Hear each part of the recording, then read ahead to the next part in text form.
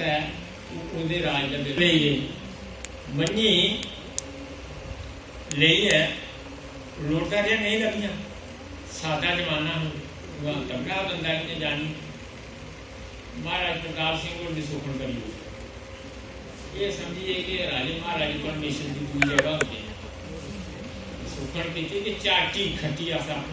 चाटी घ्यो चाड़ो आनी में दरबार मनी लगी जा मनी त्री तो कोई लगी ना आई ना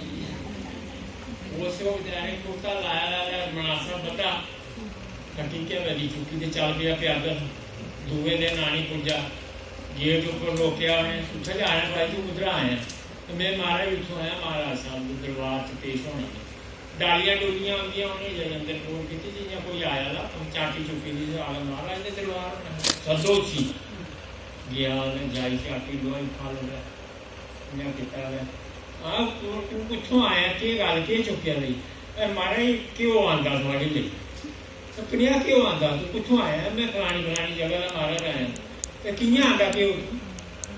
हमारे सुखन की थी नहीं सुखन तो मनी कमी नहीं हमारा लभी गई हमारे लभी गई हसे आखने लगे मरा इन्हें को नहीं बनना मैं देवता नहीं सुखना देवते नहीं करते तुम्हारी सुखन करा करना जू मेरी नहीं सुखन करे हमारी तू एडिया दूर आया श्रद्धा करना चल छोड़ी जा मारे लंगने की वो जू मेरी सुखन नहीं करना।